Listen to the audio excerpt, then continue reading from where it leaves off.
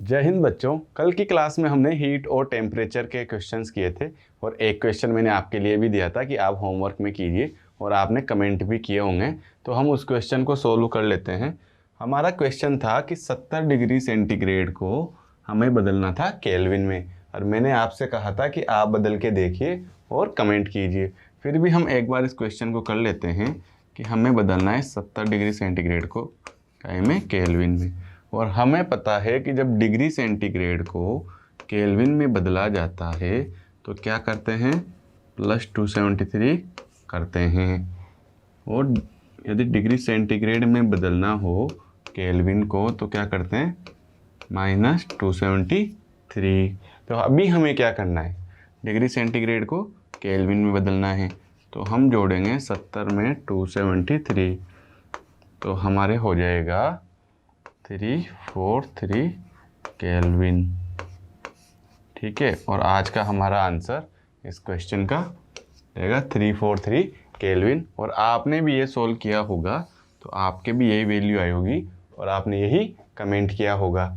अब हम आज की क्लास शुरू करते हैं। जो हमारा टॉपिक है वेव्स एंड साउंड, यानी कि तरंग और ध्वनि। ये हमारा वन शॉट रहने वाला है और आज ही हम पूरा चैप्टर ख़त्म करेंगे और आज ही क्वेश्चंस करेंगे। बच्चों, आपको फोटो में दिख गया होगा कि हम क्या बात करने वाले हैं। कि जैसे आपने इसमें देखा होगा वेवलेंथ, यानी कि तरंग दैर्ध्य। ठीक है, आपको दिख गया एम्पलीट्यूड, आयाम। आपने देखा यहाँ से आता क्या है, टाइम पीरियड, यानी कि आवर्तकाल। तो आपको पिक से या फोटो से पता चल गया होगा कि हम आज क्या बात करने वाले हैं। बच्चों, ये सब जो टर्म्स हैं ये है काय के लिए, तरंग के लिए। ठीक है, ये तरंग के लिए यूज़ की जाती है, उपयोग की जाती है। तो आज हम इन्हें पढ़ते हैं। तो आज का हमारा पहला टॉपिक होगा तरंग गति, कि वेव गति कैसे करती है, तरंग गति कैसे करती है। बच्चों, तरंग क्या होती है कि जैसे कोई तालाब है, हम इसमें किसी स्टोन को फेंकें, पत्थर को फेंकें तो क्या होता है, वेव्स बनती है। जैसे यहाँ पे जो विक्षोभ बनता है यही क्या होता है, यही होती है तरंगे। तो हम तरंग से परिचित हैं, लेकिन फिर भी पढ़ते हैं कि किसी माध्यम में उत्पन्न जो विक्षोभ होते हैं, किसी माध्यम में जो डिस्टरबेंस होता है, विक्षोभ होते हैं, उन्हें क्या कहते हैं, तरंग या लहर। जैसे कोई माध्यम था, तालाब, शांत जल था, हमने इसमें पत्थर फेंका और इसमें क्या हुआ, डिस्टरबेंस हुआ, हमने शांत तालाब में अशांति उत्पन्न की, उसके कारण क्या बनती है, तरंगे। तो किसी माध्यम में यदि विक्षोभ उत्पन्न हो रहा है तो वहाँ निश्चित ही तरंग का निर्माण होगा, तथा विक्षोभ के आगे बढ़ने की प्रक्रिया को तरंग गति कहते हैं। और वो विक्षोभ कैसे आगे की ओर बढ़ता है, शुरू यहाँ से हुआ था और जैसे जैसे वो आगे बढ़ता है तो वो जो प्रक्रिया है उसे क्या कहते हैं, तरंग गति। विक्षोभ हुआ तब तो तरंगे जनरेट हुई, तरंग बनना शुरू हुई, लेकिन तरंगों के आगे बढ़ने की जो प्रक्रिया है उसे कहेंगे तरंग गति। जैसे एग्जाम्पल भी यही है कि शांत जल में पत्थर का टुकड़ा यदि हम फेंकते हैं तो क्या होता है, विक्षोभ उत्पन्न होता है। एक एग्जाम्पल ये भी है कि जैसे कोई पिल्लर है, पाइप है, कोई डोरी बंधी हुई है दो पिल्लर्स के बीच में और ये टाइट डोरी है, हम यदि इसको खींच के छोड़ते हैं तो इसमें भी कंपन्स, वाइब्रेट्स होते हैं, इस टाइप से होने लगती है। तो ये भी क्या है, विक्षोभ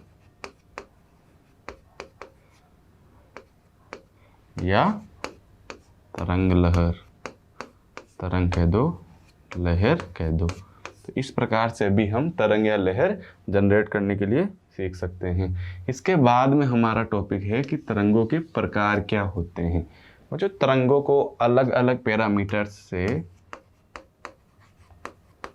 क्लासीफाई किया जा सकता है, उनके प्रकार भिन्न भिन्न हो सकते हैं, लेकिन हम दो प्रकार से पढ़ेंगे। हम दो प्रकार देखेंगे, दो साइड्स देखेंगे कि हाँ हम तरंगों को अलग अलग विभेदित कर सकते हैं। हमारा जो पढ़ने का पहला माध्यम होगा, पहला प्रकार होगा, वो होगा माध्यम की आवश्यकता के आधार पर। माध्यम की आवश्यकता के आधार पर हम दो प्रकार से कह सकते हैं। जैसे एक में तो माध्यम आवश्यक होगा और दूसरे में माध्यम की आवश्यकता ही नहीं होगी। तो माध्यम की आवश्यकता के आधार पर भी हम तरंगों को विभेदित कर सकते हैं। यदि माध्यम की आवश्यकता के आधार पर हम पढ़ें तो हमारा जो पहला प्रकार होगा उन्हें हम कहेंगे यांत्रिक तरंगे या मैकेनिकल वेव्स। मैकेनिकल वेव्स के लिए माध्यम की आवश्यकता होती है। ये बिना माध्यम के संचरण नहीं कर सकती और ये निर्वात में नहीं चल सकती, यानी कि स्काई में नहीं चल सकती। इनके लिए वैक्यूम में चलना पॉसिबल नहीं है। इनके लिए माध्यम की आवश्यकता होगी, भले वो क्या हो, पानी हो, वायु हो, ठोस हो, कुछ भी हो, लेकिन इनके लिए माध्यम की आवश्यकता होगी ही होगी। जैसे इसके एग्जांपल्स क्या है, ध्वनि तरंगे। ध्वनि आप यदि माध्यम नहीं है तो आपकी ध्वनि की तरंगों की संचरण नहीं होगा, आपकी ध्वनि किसी सामने वाले के पास नहीं पहुंच पाएगी। इसके अलावा जल की तरंगे, तनी हुई डोरी की तरंगे, इनके लिए माध्यम की आवश्यकता होती ही होती है। इसके बाद में हमारा सेकंड प्रकार है कि अयांत्रिक तरंगे। अयांत्रिक तरंगों के लिए माध्यम की कोई आवश्यकता नहीं होती, ये बिना माध्यम के भी चलती है और ये निर्वात में भी गमन कर सकती है। जैसे हम बेस्ट निर्वात मानते हैं स्काई को, अंतरिक्ष को। तो जो यांत्रिक तरंगे हैं उनका अंतरिक्ष में कोई लेना देना नहीं है, वो संचरण नहीं कर सकती। लेकिन जो अयांत्रिक तरंगे हैं वो अंतरिक्ष में भी चल सकती हैं। तो अयांत्रिक तरंगों के लिए है कि इनके लिए माध्यम की आवश्यकता नहीं होती और ये निर्वात में भी गमन कर सकती है, निर्वात में भी चल सकती है। और अयांत्रिक तरंगों के उदाहरण क्या होंगे, जैसे विद्युत चुंबकीय तरंगे। जो ईएम वेव्स होती है वो बिना माध्यम के चल सकती है और निर्वात में भी चल सकती है। तो हमने माध्यम के आधार पर दो प्रकार पढ़े, जिनमें पहला था यांत्रिक तरंगे और दूसरा था अयांत्रिक तरंगे। यांत्रिक तरंगों में क्या, जिनके लिए माध्यम की आवश्यकता होती है। अयांत्रिक में क्या, कि जिनमें माध्यम की आवश्यकता ही नहीं होती।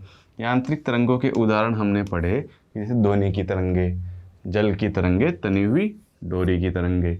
इसी प्रकार से अयांत्रिक में हमने पढ़ा इलेक्ट्रोमैग्नेटिक वेव्स, यानी कि विद्युत चुंबकीय तरंगे। इसके बाद में हमारी अगली स्लाइड है कि बी, चलने के तरीके के आधार पर दो प्रकार। पहला हमने क्लासिफाइड किया था माध्यम की आवश्यकता के आधार पर, की आवश्यकता के आधार, ठीक है। अब दूसरा हम क्लासिफाइड कर रहे हैं कि इनका जो प्रोपोगेशन है, चलना है चलने के आधार पर।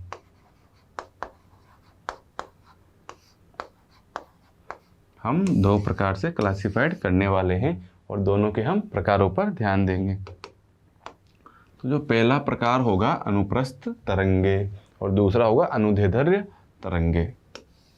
और ये काय के प्रकार हैं, चलने के तरीके के आधार पर कि एक गमन किस प्रकार करती है। पहले था कि माध्यम के आधार पर, जिसमें हमने ये पढ़ा कि यदि निर्वात होगा या माध्यम होगा तब कैसे चलेगी, और माध्यम ही नहीं होगा तब ये कैसे चलेगी। यदि नहीं है तो अयांत्रिक, और यदि है तो यांत्रिक।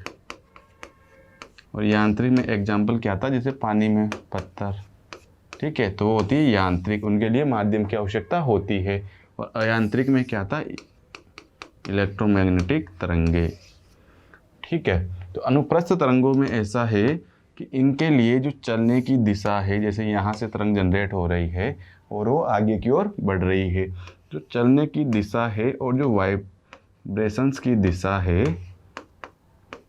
कंपन की दिशा है, ये एक दूसरे के 90 डिग्री पर होती है, ये एक दूसरे के लंबवत होती है। तो इस प्रकार की तरंगों को कहा जाएगा अनुप्रस्थ तरंगे।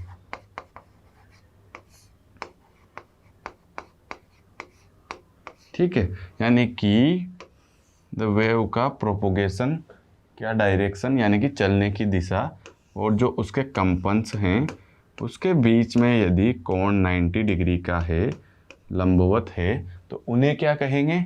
उन्हें कहेंगे अनुप्रस्थ तरंगे। इसी प्रकार से यदि किरण चल रही है, तरंग चल रही है और उसमें प्रोपोगेशन का जो डायरेक्शन है और जो उसके कंपन्स की डायरेक्शन है वो समांतर है या उनके बीच में कोण 0 डिग्री का है, तो हम इसे कहेंगे अनुदैर्ध्य तरंगे। अनुदैर्ध्य तरंगे। तो आइए इसकी थ्योरी पढ़ लेते हैं कि किस प्रकार कार्य करती है। कि अनुप्रस्थ तरंगे किन्हें कहेंगे? जिनमें चलने की दिशा और कंपनों की दिशा लंबवत हो, 90 डिग्री पर हो, तो क्या कहेंगे? अनुप्रस्थ तरंगे। और इसके एग्जाम्पल्स क्या है? जैसे विद्युत चुंबकीय तरंगे और तनी हुई डोरी के कंपन। विद्युत चुंबकीय तरंगे क्या थी? अयांत्रिक, और ये यांत्रिक। लेकिन जैसे हमने आधार बदला कि क्लासिफाइड किस आधार पर कर रहे हैं, तो उसके एग्जाम्पल्स एक ही श्रेणी में आ गए। इसके बाद में है सेकंड अनुदैर्ध्य तरंगे। तो इनका है कि चलने की दिशा और कंपनों की दिशा समांतर होती है, एक दूसरे के समान दिशा में होती है। कोण क्या होता है? 0 डिग्री। ठीक है, और इसका एग्जाम्पल है ध्वनि तरंगे। तो हमने पढ़ा कि तरंग क्या होती है, तरंग होती क्या है और तरंग को कैसे वर्गीकृत किया जाता है।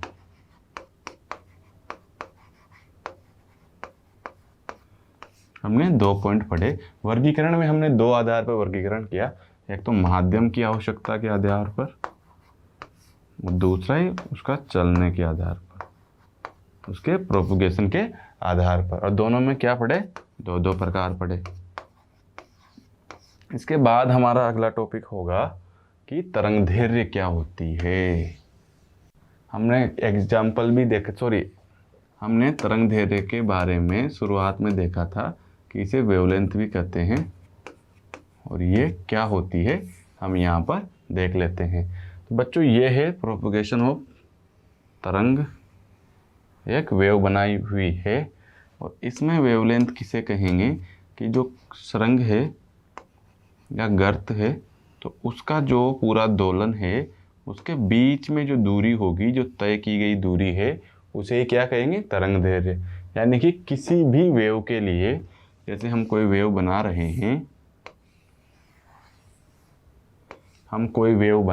हैं, तो या तो आप सुरंग की दूरी माप लो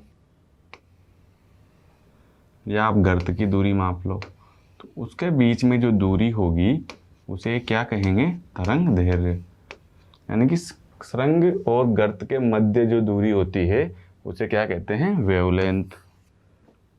या आप ऐसे इसकी दूसरी डेफिनेशन कह सकते हो कि एक दोलन में तय की गई दूरी तरंगदैर्घ्य कहलाएगी। और आप फोटो की सहायता से अच्छे से समझ सकते हो कि यहाँ से लेकर यहाँ तक की जो दूरी है, एक जो दोलन कंप्लीट किया है उसकी जो दूरी है उसे कहेंगे वेवलेंथ। इसी प्रकार से एम्पलीट्यूड आयाम क्या होता है? कि दोलन में की गई महत्तम ऊंचाई जो प्राप्त की गई है उसे क्या कहेंगे? आयाम। इसके अलावा एक सुरंग और एक गर्त पूरा करने में जो टाइम लगा उसे कहेंगे आवर्तकाल या टाइम पीरियड। जैसे इसकी थ्योरी है कि एक दोलन में कण द्वारा जो दूरी तय की गई है उसे क्या कहेंगे? तरंगदैर्घ्य। और इसे काय से दर्शाते हैं? लैम्ब्डा। और इसका फॉर्मूला क्या होता है कि जैसे हमें दिया हुआ है आवृत्ति दिया हुआ हो, एनर्जी दिया हुआ हो, तो हम उससे तरंगदैर्घ्य को निकाल सकते हैं। यदि हमें एनर्जी दिया हुआ है तो हमारा फॉर्मूला होगा hc/λ, और हमें यदि आवृत्ति दिया हुआ है तो हमारा फॉर्मूला होगा c/λ। उसकी हम आगे बात करेंगे। दूसरा ऑप्शन है हमारे पास, दूसरा जो टॉपिक है वो है आयाम। आयाम क्या होगा? जैसे कोई भी वेव है तो किसी सुरंग या किसी गर्त में जो अधिकतम दूरी तय करती है, अधिकतम ऊंचाई तय करती है, उसे क्या कहेंगे? आयाम। सुरंग बच्चों नीचे वाले पार्ट को कहते हैं गर्त, और जो ऊपर की साइड पार्ट है उसे कहेंगे सुरंग। तो सुरंग और गर्त में जो अधिकतम ऊंचाई वो प्राप्त करती है, या अधिकतम विस्थापन कह दो कि विस्थापन प्राप्त करती है, उसे क्या कहेंगे? आयाम। डेफिनेशन देखिए कि दोलन करने वाली वस्तु अपनी मध्य स्थिति से महत्तम विस्थापन को दोलन का आयाम कहते हैं। हमने यही बात की, महत्तम स्थिति से जो भी उसने विस्थापन प्राप्त किया, इसे ही क्या कहेंगे? आयाम। इसके अलावा तरंगदैर्घ्य क्या होगी? जो ये 2 पॉइंट्स है, इनके मध्य की जो दूरी है ये क्या होगी? लैम्बडा या तरंगदैर्घ्य। बच्चों इसमें एक खास बात और होती है तरंगों में, कि जैसे ये सुरंग है, फिर ये गर्त आया, फिर सुरंग आया, तो जैसे ये है सुरंग और एक ये है, तो इन दोनों की तरंगदैर्घ्य हमेशा समान होती है। ऐसा नहीं हो सकता कि जैसे यहाँ पे लैम्बडा 1 माने, यहाँ पे लैम्बडा 2 माने, तो ये बराबर नहीं होंगी। ये हमेशा किसी तरंग के लिए हमेशा बराबर होते हैं। तो हमने देख लिया कि आयाम क्या होता है, हमने देखा कि तरंग क्या होती है। आयाम को ऐसे डिनोमिनेट करते हैं या ऐसे दर्शाते हैं। इसके बाद में है तरंग चाल। तरंग चाल होती है बच्चों कि 1 सेकंड में तरंग कितनी दूरी तय करती है, उसे क्या कहेंगे? तरंग की चाल। जैसे v बराबर लैम्बडा बटे टी, या टी को इस प्रकार भी लिखा जा सकता है। और यहाँ पर हम देखेंगे कि तरंग का वेग ध्वनि के लिए कितना होता है? 332 मीटर पर सेकेंड। और प्रकाश के लिए कितना होता है? 3 × 10⁸ मीटर पर सेकेंड। आपको ये दोनों डाटा याद रखने हैं, हम एग्जाम्पल्स में पूछेंगे आपसे। उसके बाद में अगला हमारा है आवृत्ति। आवृत्ति क्या होती है? कि 1 सेकंड में किए गए चक्रों की संख्या ही आवृत्ति होती है, या फिर एक निश्चित समय अवधि में एक बिंदु से गुजरने वाली तरंगों की संख्या क्या होगी? आवृत्ति। या आप ऐसे कह दो कि जैसे ये कोई बिंदु मान लिया, तो यहाँ से 1 मिनट में कितनी तरंगे गुजर रही है, कितने डिस्टरबेंस गुजर रहे हैं, ये इसके लिए क्या हो जाएगी? आवृत्ति।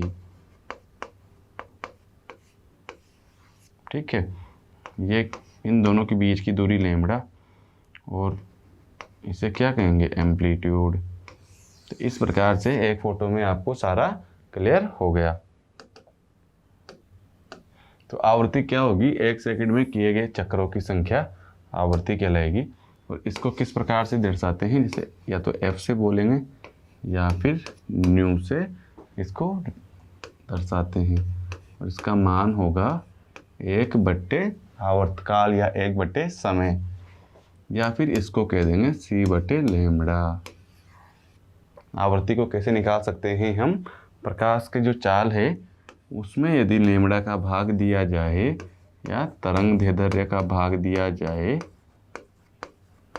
तो हम आवृत्ति को निकाल सकते हैं। आवृत्ति की अन्य जो डेफिनेशन है वो इस प्रकार है कि तरंग की आवृत्ति एक निश्चित समयावधि में एक बिंदु से गुजरने वाली संख्या है। कि किसी बिंदु से कितनी तरंगें निकल रही है, तो उनका जो संख्या है वो क्या होगी? उस तरंग के लिए उसकी आवृत्ति होगी।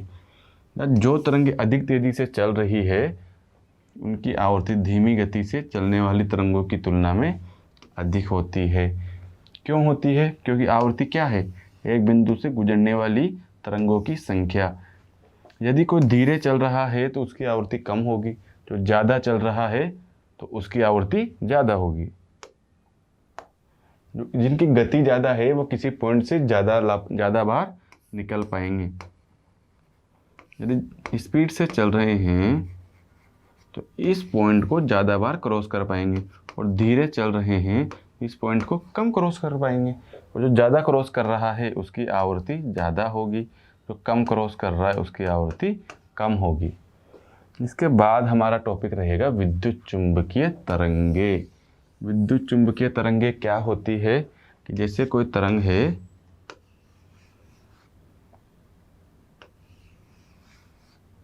तो इसमें एक तो होता है इलेक्ट्रिक फील्ड और दूसरा होता है मैग्नेटिक फील्ड,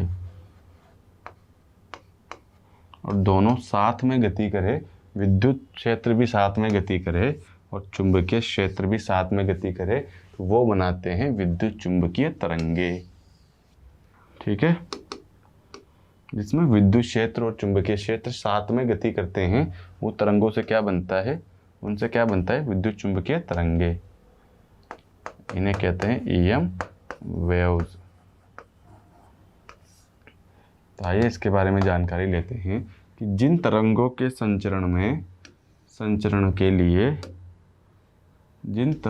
संचरण के लिए भौतिक माध्यम की आवश्यकता नहीं होती, उन्हें क्या कहते हैं, विद्युत चुंबकीय तरंगे या अप्रत्यास्थ तरंगे। बच्चों, अप्रत्यास्थ तरंगों को एक चीज और कहते हैं, क्या, अयांत्रिक तरंगे।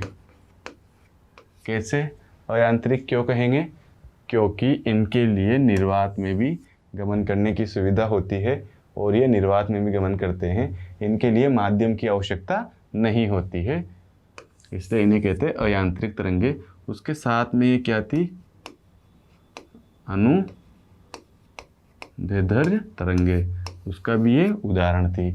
इसके बाद में आगे चलते हैं कि विद्युत चुंबकीय तरंगों में विद्युतीय क्षेत्र और चुंबकीय क्षेत्र परस्पर लंबवत होते हैं। जैसे हमने ये पढ़ा था, विद्युत क्षेत्र है, चुंबकीय क्षेत्र है, ये परस्पर लंबवत होते हैं, क्योंकि ये तो है एक्स डायरेक्शन, ये है वाई, और हमने ये लिया था जेड डायरेक्शन।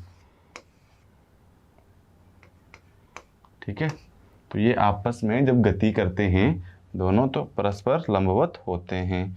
ये क्वेश्चन आपके लिए डायरेक्ट भी इम्पोर्टेंट है। यदि विद्युत चुंबकीय तरंगे आपके सिलेबस में हैं और हम आपको पढ़ा रहे हैं, तो आपको पता होना चाहिए कि विद्युत चुंबकीय तरंगों में जो विद्युत क्षेत्र है ई और जो चुंबकीय क्षेत्र है, तो ये आपस में क्या होते हैं, परस्पर लंबवत होते हैं। जिससे आपका एक क्वेश्चन तो डायरेक्ट ही सही हो सकता है, जो इस चैप्टर के लिए इम्पोर्टेंट है। उसके बाद अगला है कि विद्युत चुंबकीय तरंगे निर्वात में प्रकाश के वेग से गति करती है। तो हमसे पूछा जाए कि विद्युत चुंबकीय तरंगों का वेग क्या है, तो हम कहेंगे c के बराबर या प्रकाश के वेग के बराबर, जो कितना होता है 3 × 10⁸ मीटर पर सेकेंड। इसके बाद में है कि इसकी खोज किसने की, मैक्सवेल ने। मैक्सवेल मतलब ग्लेन मैक्सवेल नहीं, ग्लेन मैक्सवेल मत समझना, वो तो क्रिकेटर है। ये ग्लेन मैक्सवेल नहीं था, ये था जेम्स मैक्सवेल। कौन सा, कौन सा मैक्सवेल था ये था जेम्स मैक्सवेल। तो विद्युत चुंबकीय तरंगों के बारे में आपने क्या जाना कि इनके लिए माध्यम की आवश्यकता नहीं होती, और इन्हें क्या कहते हैं, अप्रत्यास्थ तरंगे भी कहते हैं। इनमें चुंबकीय क्षेत्र और जो विद्युत क्षेत्र है ये परस्पर 90 डिग्री पर होता है या लंबवत होता है। इसके बाद में है कि निर्वात में प्रकाश के वेग से गति करती है। इनकी खोज किसने की, मैक्सवेल सर ने। बच्चों, विद्युत चुंबकीय तरंगों के बारे में हमने जाना, हम उसके बाद जानते हैं कि इनके प्रकार क्या क्या होते हैं। तो अब हम इनकी बात करेंगे कि इनके प्रकार क्या क्या हैं। बच्चों, पहली प्रकार को हम पढ़ेंगे कि पहला प्रकार होता है गामा रेज, गामा किरणें। और गामा किरणों की खोज किसने की थी, बेकुरल और मैडम क्यूरी ने। और कब की थी, 1896 में। और इनकी आवृत्ति परिसर क्या होता है, 10⁻21 से लेकर 10⁻19 तक। बच्चों, ये आवृत्ति परिसर है। यदि हम लैम्ब्डा के बारे में बात करें, तरंग दैर्ध्य के बारे में, तो हम इसको इस प्रकार निकाल सकते हैं कि लैम्ब्डा क्या होता है, आवृत्ति क्या होती है, c/λ। और यहाँ से हम लैम्ब्डा बात करें लैम्ब्डा की, तो लैम्ब्डा आ जाएगा c/r²। आवृत्ति। ठीक है, और c का मान हमें पता होता है कि 3 × 10⁸ मीटर पर सेकेंड होता है। तो यहाँ से हम क्या प्राप्त कर सकते हैं, इसका लैम्बडा। उसके बाद में दूसरे प्रकार की बात करें तो दूसरा प्रकार हमारे आता है एक्स किरणें या एक्स रेज। आपको पता है कि जैसे हम किसी की हड्डी वगैरह में क्रैक हो जाता है या टूट जाती है तो हम जाते हैं एक्सरे कराने। तो वहाँ पे कौन सी किरणें होती है, एक्स किरणें, जो हमारे शरीर से आर पार हो जाती है, लेकिन जो हमारी हड्डियाँ होती है वो उन्हें ऑब्जर्व कर लेती है और वहाँ पे इमेज बन जाती है, जिससे पता चल जाता है कि कहाँ पे क्रैक है और कहाँ की हड्डी सही है। तो इसकी खोज किसने की थी, रोंटगन ने। कब, 1895 में। और इसकी रेंज कहाँ तक होती है, 10⁻19 से 10⁻16 तक। इसके बाद में हमारी अगली किरण है पराबैंगनी किरणें। और पराबैंगनी किरणों को यूवी रेज भी कहते हैं या अल्ट्रावायलेट।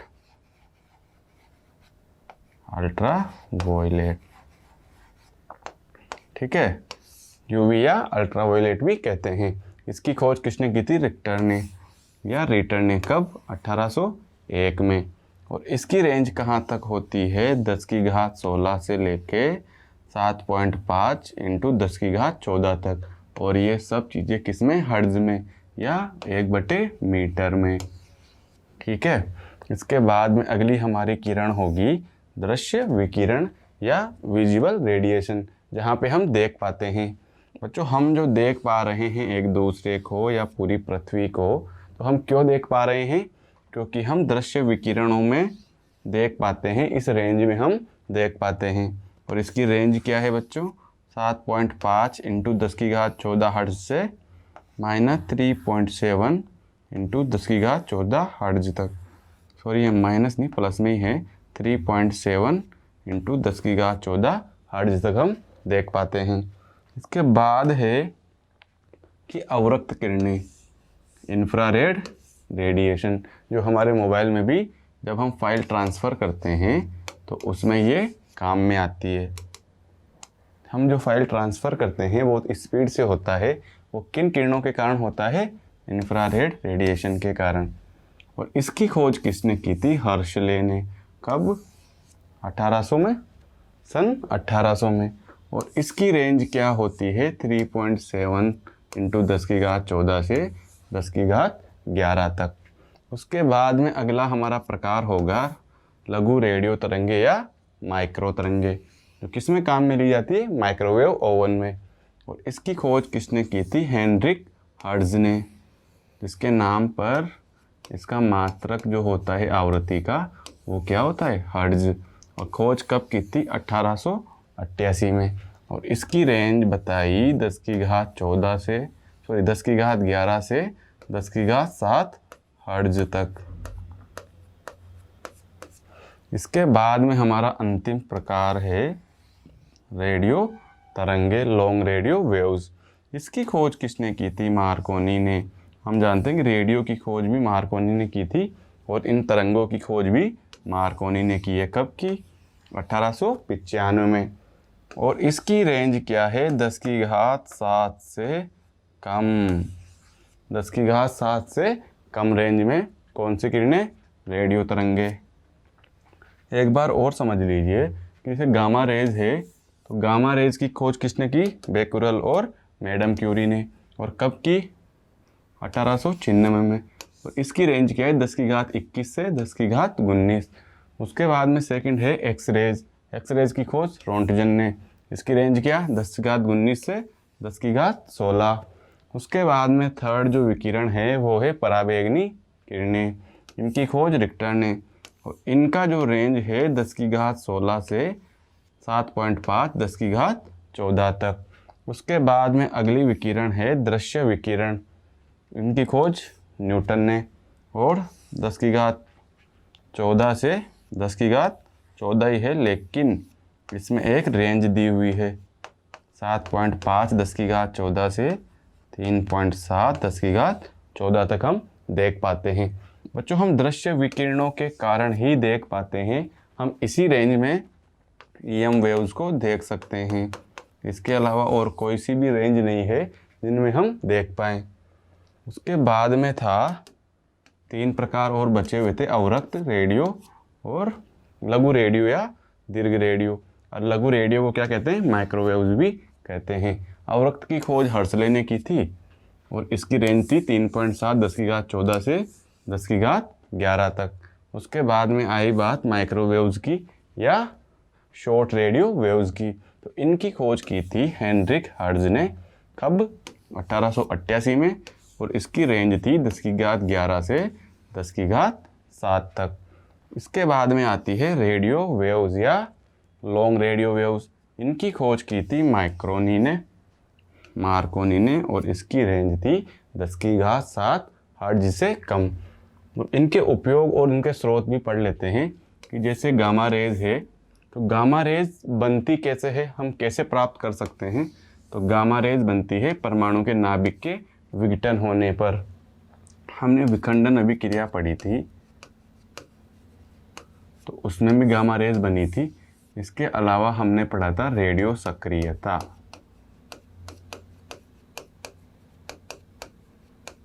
ठीक है, रेडियो सक्रियता में भी गामा रेज बनते हैं और इनका उपयोग क्या है कि कैंसर के इलाज में और परमाणु की नाभिक की संरचना हम जानते हैं, हम उसे कैसे अध्ययन करते हैं, तो उसके अध्ययन में भी गामा रेज का यूज होता है, उपयोग होता है। उसके बाद में एक्स किरणें क्या काम आती है, कैसे बनती है, उसको समझते हैं कि एक्स किरणों को यदि प्राप्त करना है तो क्या करेंगे, जो इलेक्ट्रॉन है उन्हें स्पीड से भारी लक्ष्य पर केंद्रित कराएंगे या टकराएंगे। जैसे क्या बोलते हैं उसे, जो इलेक्ट्रॉनों को त्वरित करने के लिए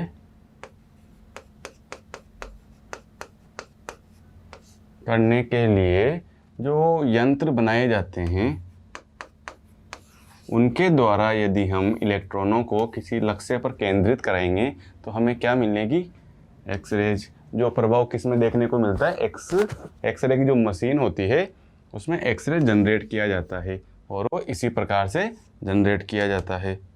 और इसका उपयोग क्या होता है, टूटी हुई हड्डी का पता लगाने और फेफड़ों में जो रोग होते हैं उनके उपचार में।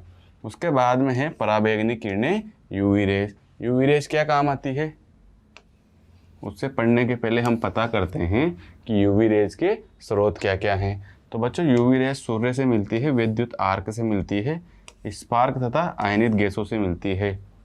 ठीक है, सूर्य से तो हमें डायरेक्ट मिलती है, उसके अलावा हम धरती पर भी इसका निर्माण कर सकते हैं, जैसे विद्युत आर्क या स्पार्क से और आयनित गैसों के विसर्जन से।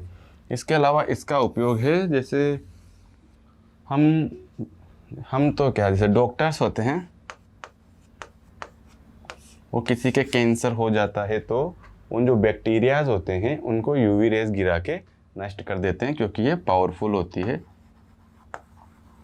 तो उस चीज़ को जड़ से ख़त्म करने के लिए, सारे बैक्टीरियाज को मारना होता है, तो उनको मारने के लिए काय का इस्तेमाल करते हैं, पराबैंगनी किरणों का, यूवी रेज का।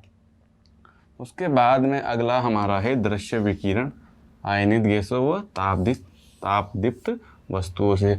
और क्या काम आता है, जैसे विद्युत bulb, sodium lamp, fluorescent tube और अणुओं की संरचना के बारे में पता लगाने में और देखने में तो आ ही रहा है। इसके बाद में अगले हमारा प्रकार है अवरक्त किरणें, इंफ्रारेड।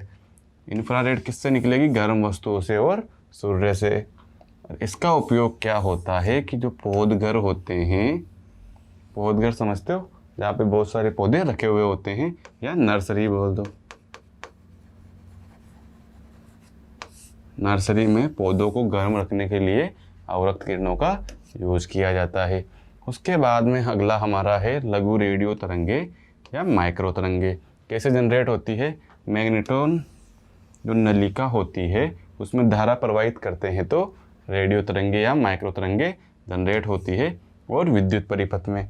और काम क्या आती है, उपग्रहों या बेतार संचार में। जैसे हमने कोई उपग्रह छोड़ा ऊपर, तो उससे जो हम कनेक्शन बैठाएंगे, उससे हम कैसे कन्वर्सेशन करेंगे, कैसे कांटेक्ट करेंगे, उसमें क्या काम आएगी, रेडियो, कौन सी वाली, लघु तरंगे, या जिन्हें माइक्रो तरंगे भी कहा जाता है। तो काय में काम आती है, बेतार संचार प्रणाली में। उसके बाद में है दीर्घ रेडियो तरंगे, और ये कैसे मिलती है? दोलित्र विद्युत परिपथों से। जैसे हम देखते हैं कि आकाशवाणी होती है,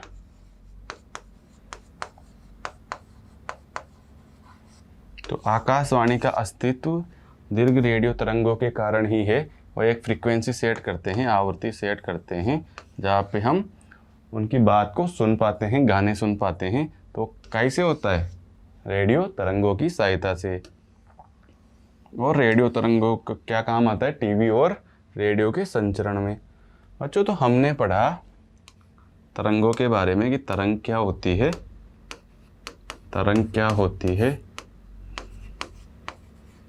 तरंगदैर्घ्य,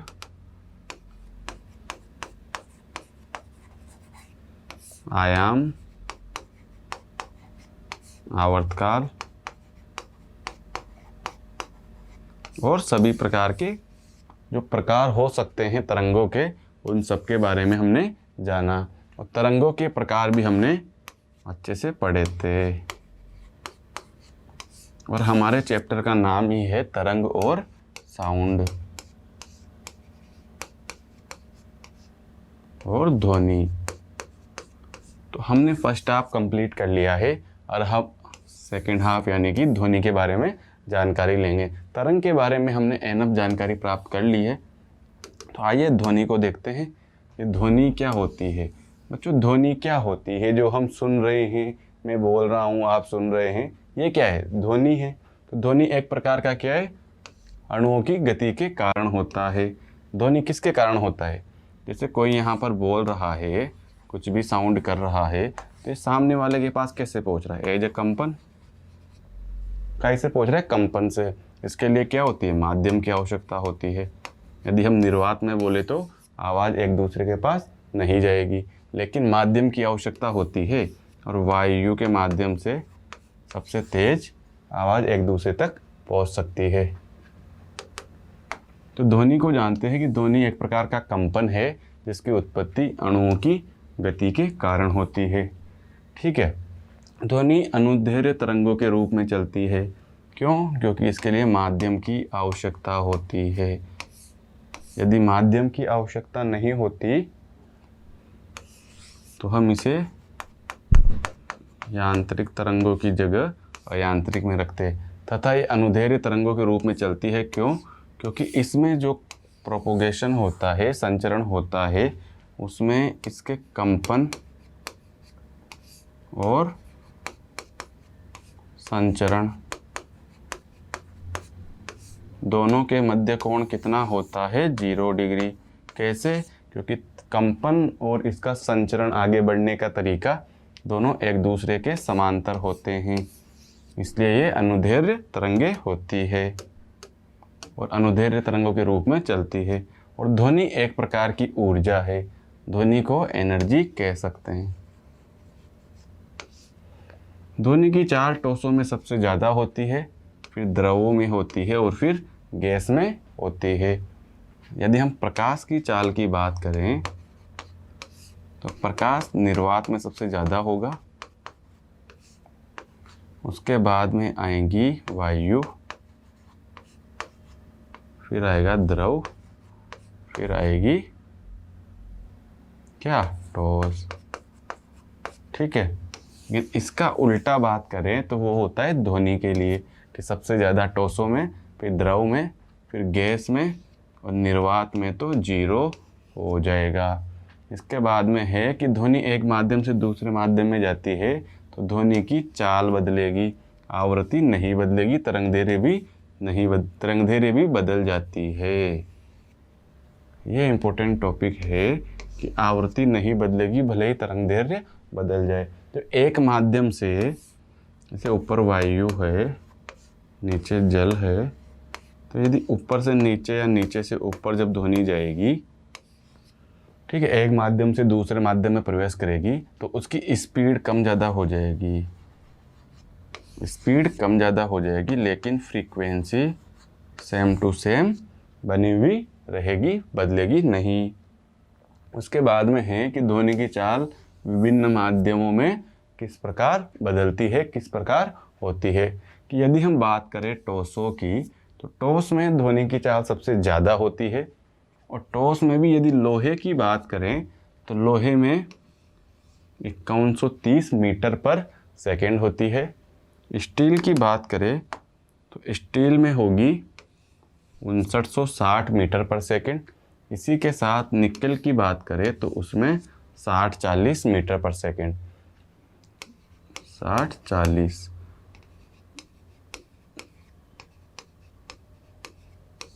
यानी कि बहुत ज़्यादा ही होती है। एल्यूमिनियम की बात करें तो इसमें टॉसों में सर्वाधिक होती है, जो होती है 6420 मीटर पर सेकेंड।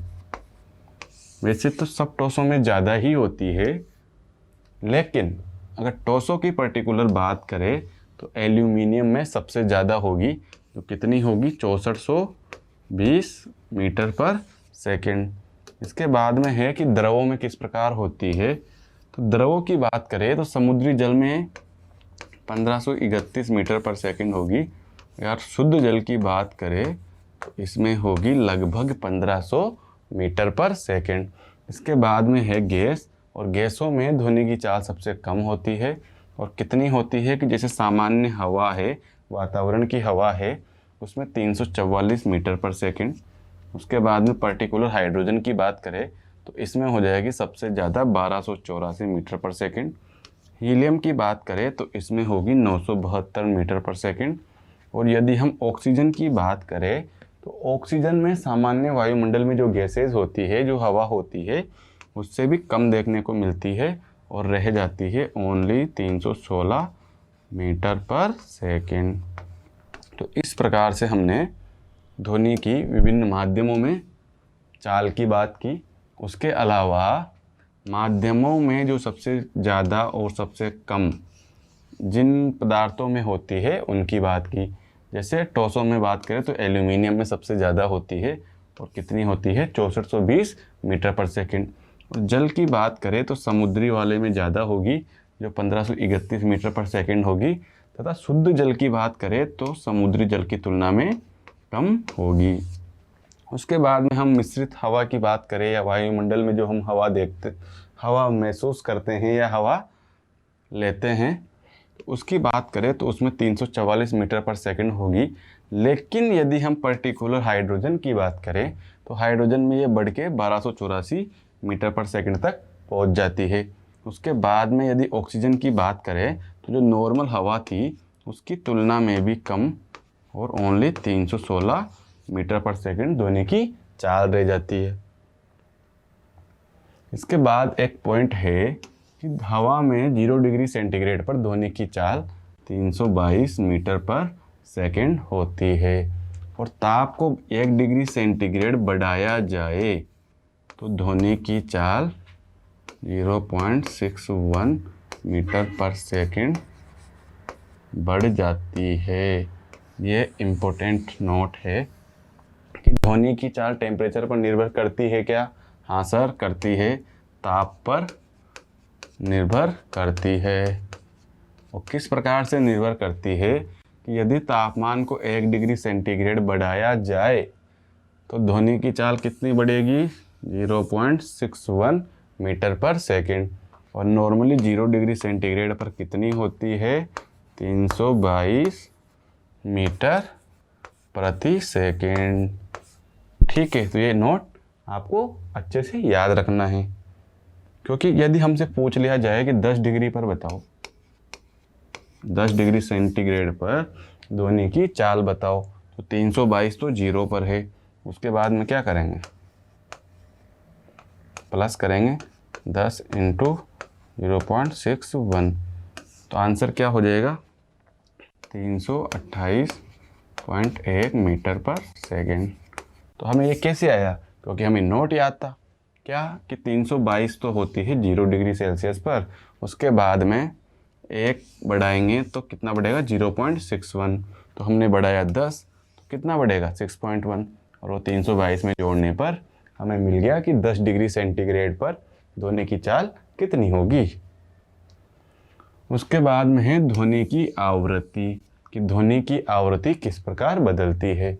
तो आवृत्ति की बात करें तो यदि आवृत्ति 20 हर्ट्ज से कम है, आवृत्ति 20 हर्ट्ज से कम है और 20,000 हर्ट्ज से अधिक है,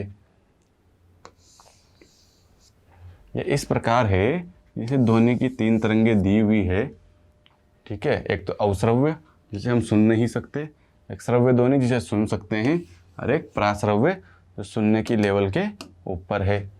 तो अवश्रव्य की आवृत्ति क्या होती है? 20 हर्ट्ज से कम, जिसे हम सुन नहीं सकते। उन्हें कौन सुन सकते हैं? गेंडा, व्हेल, भूकंप, विस्फोट आदि में ये आवृत्ति देखने को मिलती है। और श्रव्य ध्वनि की बात करें तो बच्चों हम 20 हर्ट्ज से लेके 20,000 हर्ट्ज तक की आवृत्ति को सुन सकते हैं, ठीक है। ये हमारे श्रव्य ध्वनि है। श्रव्य ध्वनि क्या है? 20 हर्ट्ज से लेके 20,000 हर्ट्ज तक की ध्वनि। और प्राश्रव्य ध्वनि क्या होती है? 20,000 हर्ट्ज से ऊपर की जो ध्वनि होती है उसे कहेंगे पराश्रव्य ध्वनि। जैसे क्या कहते हैं? मनुष्य द्वारा नहीं सुना जा सकता, उन्हें कौन सुन सकते हैं? चमगादड़, कुत्ता या चूहा। ये 3 प्रकार के जो जानवर हैं ये तीनों इनको सुन सकते हैं। और अवश्रव्य की बात करें तो अवश्रव्य 20 हर्ट्ज से भी कम, उनको कौन सुन सकते हैं? गेंडा, व्हेल, भूकंप, विस्फोट आदि में अवश्रव्य देखने को मिलती है। और श्रव्य ध्वनि की बात करें तो 20 से 20,000 हर्ट्ज तक की जो ध्वनि है वो श्रव्य ध्वनि के रूप में होती है। और इससे भी ज़्यादा हो यदि तो हम क्या कहेंगे कि ये भी सुनने लायक नहीं है, मनुष्य द्वारा नहीं सुना जा सकता। चमगादड़, कुत्ता आदि सुन सकते हैं। इसके बाद में है कि जो पराश्रव्य किरणें थी उनका उपयोग क्या है। तो बच्चों मैं बता दूं कि सोनार में काम में लिया जाता है पराश्रव्य। इसके बाद में चमगादड़, वो नेचुरली पराश्रव्य किरणों को निकालते हैं और पता करते हैं कि सामने टारगेट कितनी दूरी पर है या सामने कोई अवरोधक तो नहीं है। जैसे वो पराश्रव्य किरणों को छोड़ते हैं उसके बाद में देर में टकरा कर आ रही है उस पर वो काम करते हैं कि जैसे ऑब्जेक्ट कितना दूर है। यदि जल्दी टकरा कर आ रही है तो वो समझते हैं कि सामने दीवार है या कुछ अवरोधक है, फिर अपना रास्ता चेंज कर देते हैं। लेकिन यदि वो पराश्रव्य किरणें छोड़े और बहुत देर तक टकरा कर नहीं आए तो वो मानते हैं कि रास्ता खाली है, आगे बढ़ा जा सकता है। और जो अल्ट्रासोनोग्राफी होती है उसमें भी जैसे पथरी के लिए या पेट से जब जुड़ी हुई समस्याओं के लिए सोनोग्राफी की जाती है तो उसमें भी पराश्रव्य किरणों को काम में लिया जाता है। जैसे पढ़ते हैं कि समुद्र की गहराई को नापने के लिए या डूबी हुई वस्तुओं का स्थिति का पता लगाने के लिए सोनार, जो जहाज में भी होता है, पनडुब्बी में भी होता है, सोनार की सहायता ली जाती है। तो उसमें क्या है? पराश्रव्य किरणें। उसके अलावा उद्योगों की मशीनों के पुर्जे या चिमनियों को हम अगर साफ़ करना चाहते हैं, उनकी धूल को या गंदगी को साफ़ करना चाहते हैं तो उनमें क्या किया जाता है कि पराश्रव्य किरणों को बहुत स्पीड से और बहुत क्वांटिटी में छोड़ा जाता है, जिससे कि वाइब्रेशंस होते हैं और वो गंदगी साफ़ हो जाती है। इसके अलावा है कृषि में कीटों को नष्ट करने के लिए पराश्रव्य किरणों को उपयोग में लिया जाता है। ईसीजी आपने सुना होगा कि जैसे फिल्मों में आप ऐसी टीवी देखते हो छोटी वाली, उसमें इधर मार्किंग की हुई होती है और एक लाइन चलती है ऐसे,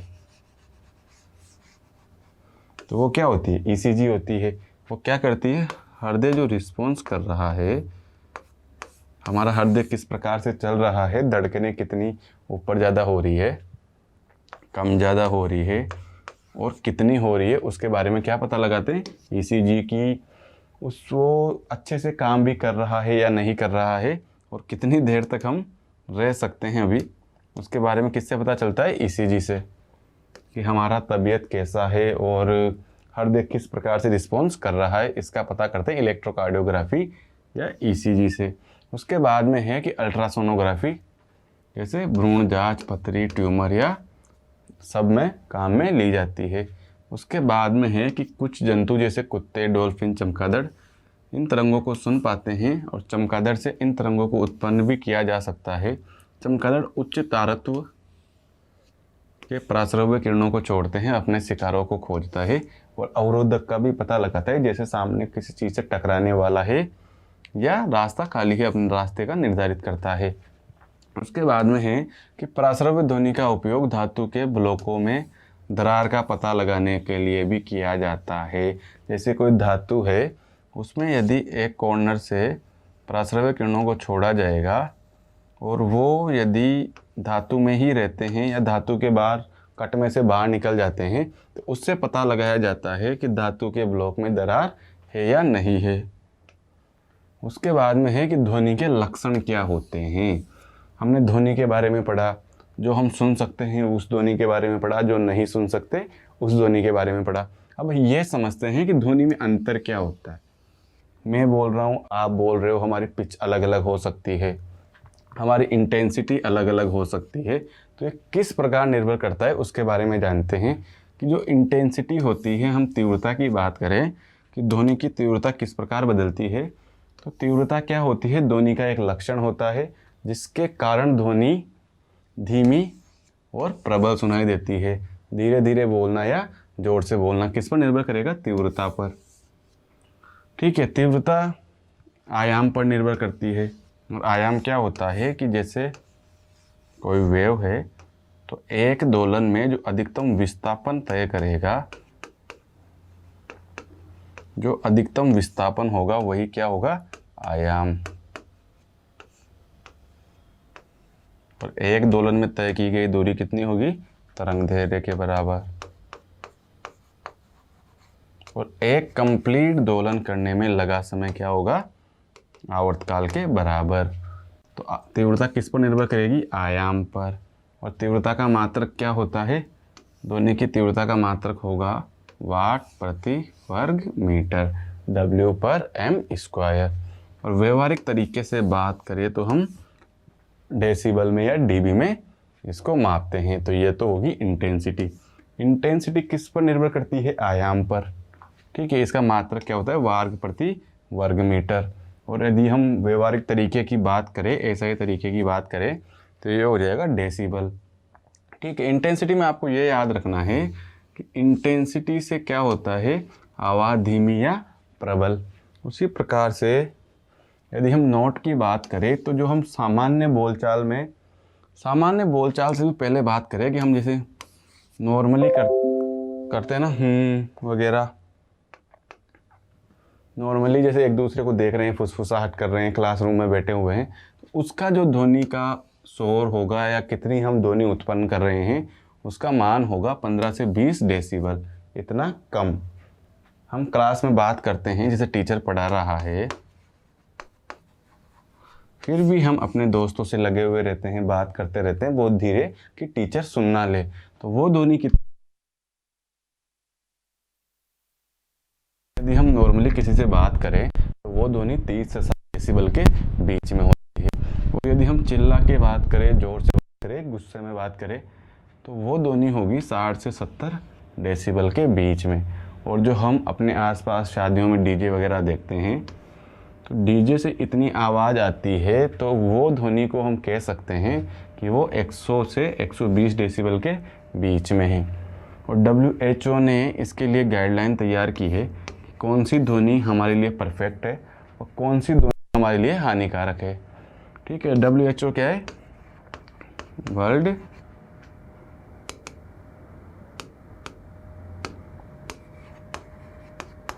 हेल्थ ऑर्गेनाइजेशन।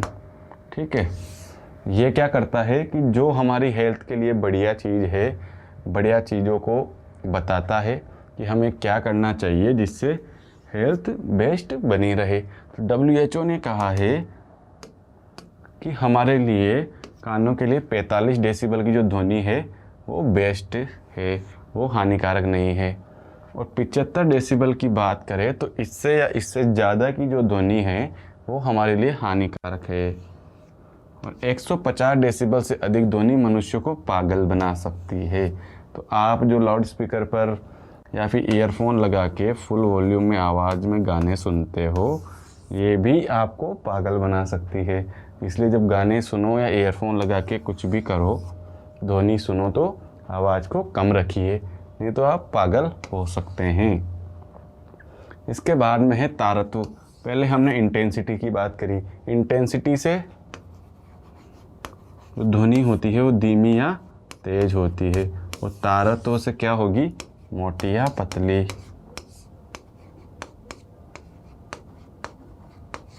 ठीक है, ये तो था इंटेंसिटी या तीव्रता। और तारत्व या पिच से क्या होगा, ध्वनि मोटी या बारीक होगी। कि यह ध्वनि का एक लक्षण है जिससे ध्वनि मोटी या पतली सुनाई देती है। और तारत्व किस पर निर्भर करता है, आवृत्ति पर। तीव्रता किस पर निर्भर कर रही थी, आयाम पर।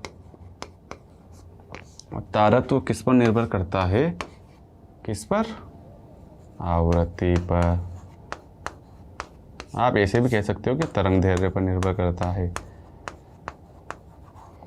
क्योंकि जब आवृत्ति की बात होगी तो तरंग दैर्ध्य इसमें छुपा हुआ ही मिलेगा। क्यों, क्योंकि आवृत्ति जो होती है वो तरंग दैर्ध्य के व्युत्क्रमानुपाती होती है, तरंग दैर्ध्य।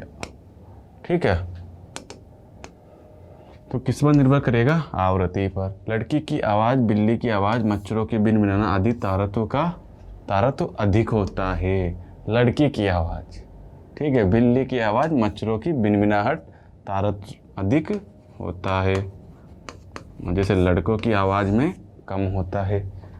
और तारत्व अधिक होने से ही शायद लड़कियों की आवाज़ पतली होती है, लड़कों की पतली नहीं होती, मोटी होती है। इसके बाद में है गुणवत्ता। हमने बात कर ली कि आवाज़ मोटी या पतली, मोटी या बारीक, किससे प्रभावित, पिच से। ठीक है, तारत्व से। हमने ये भी बात कर ली कि आवाज़ कौन सी, आयाम पर निर्भर करती है, किसकी, तीव्रता की। इससे आवाज़ जोर से या धीमी सुनाई देती है, जोर से या धीमी। ठीक है, अब हम बात करेंगे कि जब तीव्रता और तारत्व दोनों कांस्टेंट हो जाए। ठीक है, यदि तीव्रता भी कांस्टेंट हो जाए, तारत्व भी कांस्टेंट हो जाए, ये दोनों बदल नहीं रहे हैं, और फिर भी यदि ध्वनि में अंतर हो तो किसके कारण होगा, क्वालिटी के कारण, गुणवत्ता के कारण। यदि उसकी तीव्रता भी चेंज नहीं हो रही है, उसके बाद में उसका तारत्व भी चेंज नहीं हो रहा है, लेकिन फिर भी यदि आप दो इंसानों की, दो जो बोल रहे हैं उनकी ध्वनि में अंतर कर पा रहे हैं, तो किसके कारण कर पाएंगे, गुणवत्ता के कारण। जैसे बॉलीवुड के सिंगर्स होते हैं या हॉलीवुड के सिंगर्स होते हैं, वो सेम पिच में गाते हैं और सेम इंटेंसिटी से गाते हैं, फिर भी हम पहचान लेते हैं कि ये के ने गाया है, ये अरिजीत सिंह ने गाया है, श्रेया घोषाल ने गाया है। कैसे पहचानते हैं, क्योंकि उनकी जो वॉइस है, उनकी ध्वनि है, उसकी गुणवत्ता अलग अलग होती है। और गुणवत्ता कैसे चेंज होती है, जैसे ओवरटोन या अधिस्वरक के कारण उस पर निर्भर करती है। जैसे यहाँ पे अधिस्वरक होता है हम इंसानों में, तो इसके कारण गुणवत्ता चेंज होती है। इसके बाद में है कि गायक की आवाज़ में अंतर, या विभिन्न वाद्य यंत्र होते हैं, उनकी आवाज़ में अंतर किसके कारण होता है, गुणवत्ता के कारण। क्योंकि जैसे तारत्व है और क्या था, तीव्रता, इसको यदि बैलेंस कर लिया जाए, कांस्टेंट कर लिया जाए, तो भी यदि अंतर हम कर पाएँ तो उसका कारण गुणवत्ता ही होता है, और यही चीज़ आवाज़ को पहचानने में मदद करती है। ठीक है, जैसे हम सिंगर्स की आवाज़ को पहचान पाते हैं। और वाद्य यंत्र है, जैसे सभी प्रकार के वाद्य यंत्र है, जैसे सितार, हारमोनियम वगैरह, तो जैसे गिटार है, तो उन सबको हम पहचान पाते हैं किसके कारण, गुणवत्ता के कारण, क्योंकि सबकी अपनी अपनी एक क्वालिटी होती है। इसके बाद में हमारा आज का अंतिम टॉपिक है डॉपलर प्रभाव। इसके बाद में आज हम करेंगे न्यूमेरिकल्स। ठीक है, आंकिक प्रश्न करेंगे बहुत सारे, जिससे आपके ये चैप्टर पूरा कंप्लीटली रट जाएगा और आप एक भी क्वेश्चन इसका गलत नहीं करके आ सकते।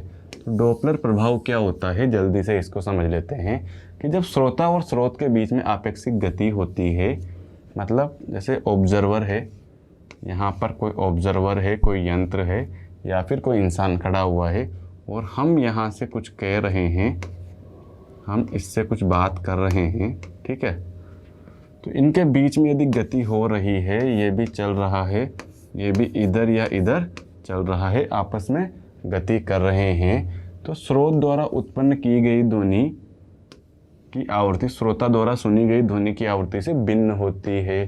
कि जैसे इसने कुछ बोला म्यू से और इसने कुछ सुना कैसे म्यू से, तो इनमें डिफरेंस होता है कि जिस आवृत्ति से बोला गया उस आवृत्ति से सुन नहीं पाया, उसमें कुछ डिफरेंस हुआ, आवृत्ति कम ज़्यादा हुई। क्यों? क्योंकि ये आपेक्षिक गति कर रहे हैं, आपेक्षिक गति कर रहे हैं।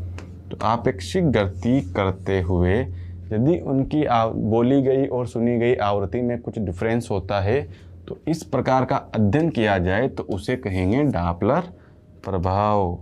डॉपलर प्रभाव क्या? कि जैसे यदि श्रोता और स्रोत में आपेक्षिक गति हो रही है, उस समय पे स्रोत कुछ ध्वनि उत्पन्न करता है या कुछ बोलता है, उसी को श्रोता जब सुनता है तो उसकी आवृत्ति में डिफरेंस होता है। तो उस प्रकार के प्रभाव का अध्ययन जिसमें किया जाता है उसे कहेंगे डॉपलर प्रभाव। और डॉपलर प्रभाव के उपयोग क्या हैं? कि जल के भीतर चलती पनडुब्बी का वेग ज्ञात किया जा सकता है। किससे? डॉपलर प्रभाव से। उड़ते हुए विमान का वेग ज्ञात किया जा सकता है डॉपलर प्रभाव से। रक्त के प्रवाह या हृदय की धड़कन का अध्ययन भी डॉपलर प्रभाव की सहायता से किया जाता है। और बच्चों डॉपलर प्रभाव जो है, डॉपलर प्रभाव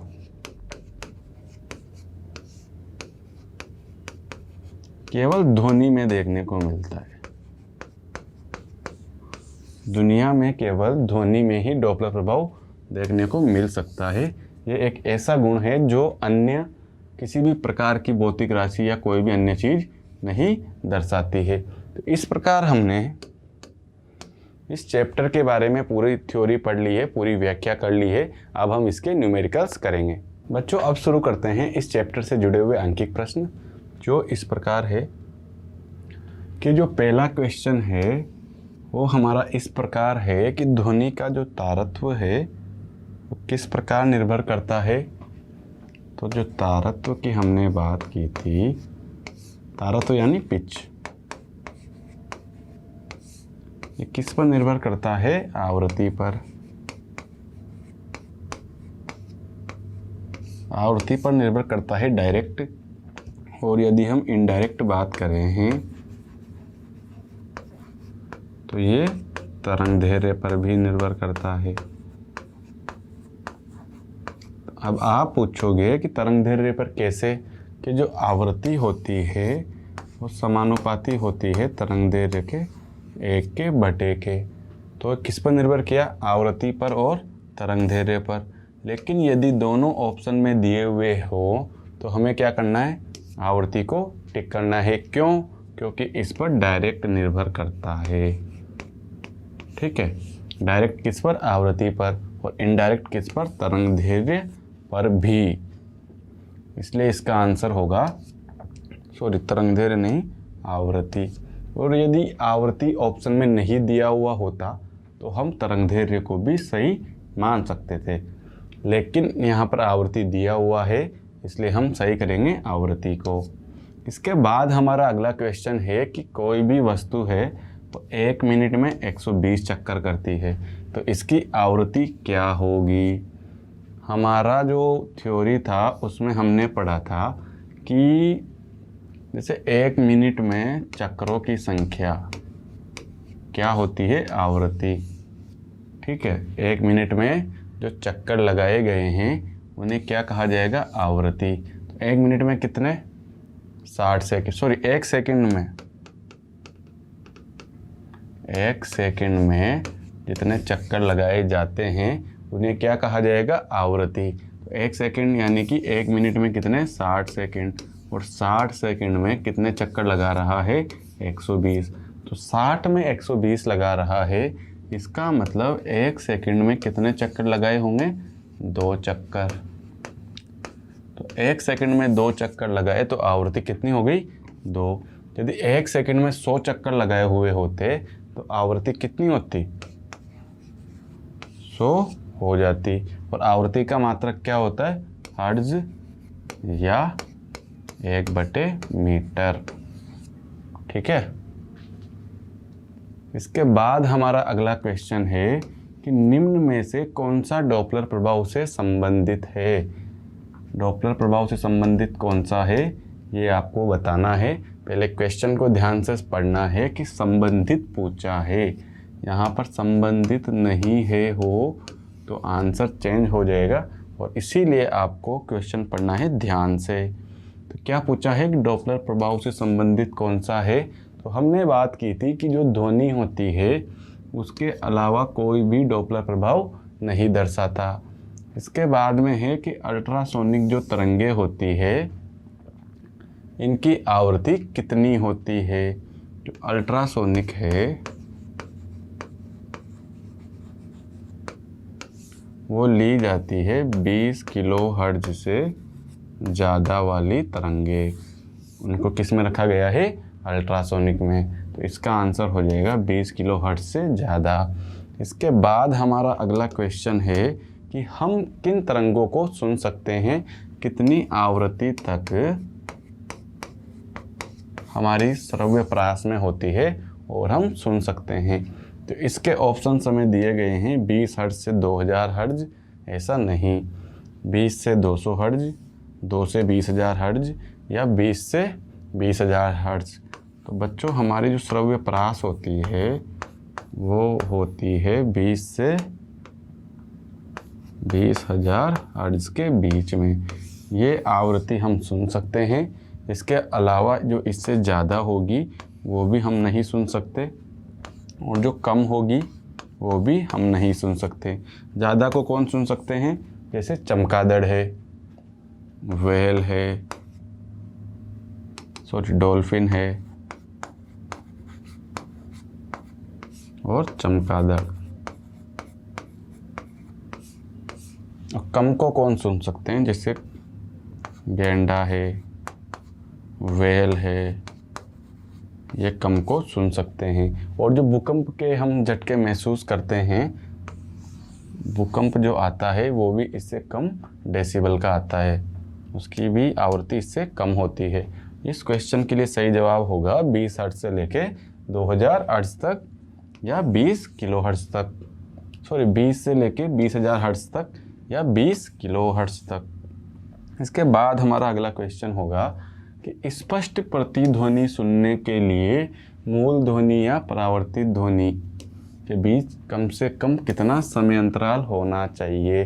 जैसे बच्चों हम कभी पहाड़ों में जाते हैं, हिल स्टेशंस पे जाते हैं, तो हमारे एक आदत होती है कि हम पहाड़ों पे आवाज़ देते हैं और फिर वो आवाज़ लौट कर आती है। ये सब हम यदि कभी पहाड़ों पर गए हैं तो हमने ज़रूर किया होगा।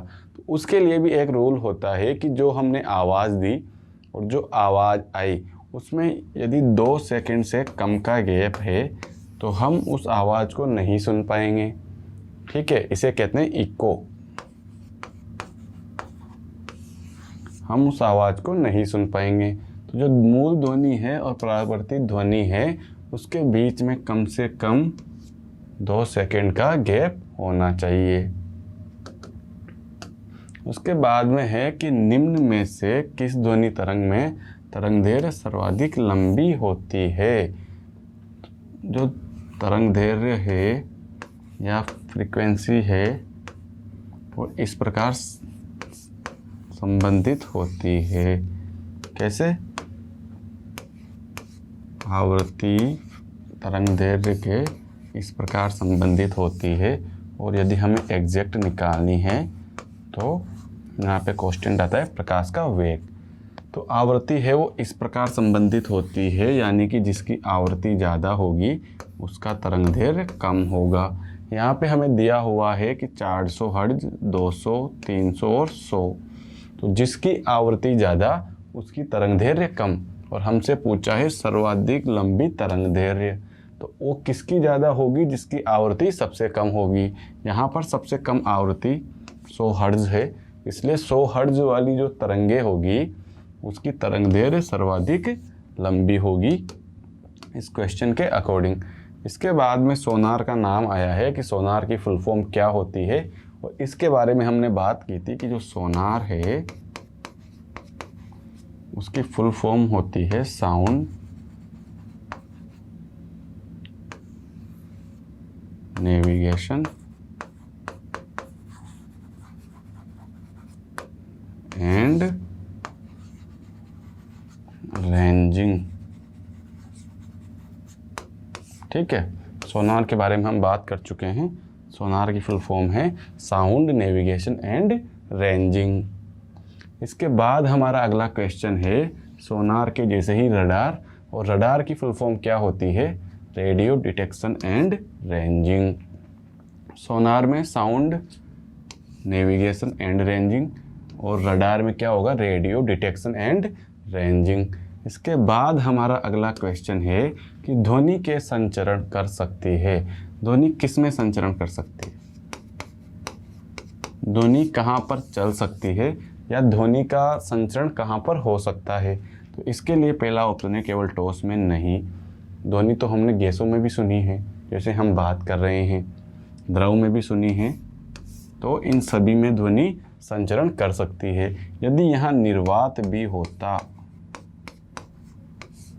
या होता कि माध्यम न होने पर क्या ध्वनि संचरण कर सकती है, तो हम कहेंगे कि बिना माध्यम के ध्वनि संचरण नहीं कर सकती। लेकिन यहाँ पर 3 ऑप्शंस थे, जैसे ठोस, द्रव, गैस, तो इनमें तीनों में ही ध्वनि संचरण कर सकती है। इसके बाद हमारा अगला क्वेश्चन है कि ध्वनि के संचरण के लिए आवश्यक माध्यम की अवस्था में होना चाहिए। ध्वनि के संचरण के लिए आवश्यक माध्यम किस अवस्था में होना चाहिए? या हमें यही क्वेश्चन पूछा है जो यहाँ पे था कि ध्वनि के संचरण के लिए कौन सा माध्यम आवश्यक है, तो हम कहेंगे कि ठोस हो, द्रव हो या गैस हो, ये तीनों ही माध्यमों में संचरण कर सकती है। तो इसका आंसर हो जाएगा इनमें से सभी। क्यों? क्योंकि इन तीनों में ही ध्वनि संचरण कर सकती है, तीनों माध्यमों में। इसके बाद हमारा अगला क्वेश्चन होगा कि जिन यांत्रिक तरंगों की आवृत्ति श्रव्यप्रास से ज़्यादा होती है उन्हें क्या कहा जाता है? बच्चों, उन्हें कहा जाता है अल्ट्रासोनिक्स। ठीक है, इसके बाद में अगला क्वेश्चन है कि कौन सी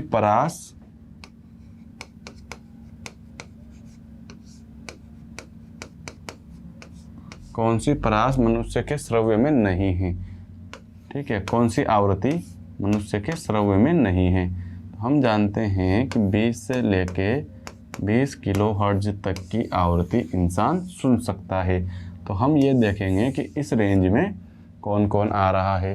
तो 100 20 से बड़ा है, ठीक है, 20,000 भी सुन सकता है, 18,000 भी सुन सकता है, लेकिन जो 22,000 हर्ट्ज दिया हुआ है ये कोई इंसान नहीं सुन सकता। और हमसे पूछा है कि कौन सी श्रव्य नहीं है, तो बच्चों जो 22,000 हर्ट्ज की आवृत्ति है वो इंसानों द्वारा श्रव्य नहीं है, सुनने की क्षमता में नहीं है। इसके बाद अगला क्वेश्चन है कि प्रतिध्वनि को कम करने के लिए ऑडिटोरियम की छतों की दीवारों को किससे ढका जाता है? बच्चों, प्रतिध्वनि क्या होती है कि जो हमने बोला या कुछ साउंड किया उसका रिपीट हमारे पास आए, उसे कहेंगे प्रतिध्वनि, जो ध्वनि लौट कर आती है। तो क्या होता है कि जो सिनेमा हॉल्स होते हैं,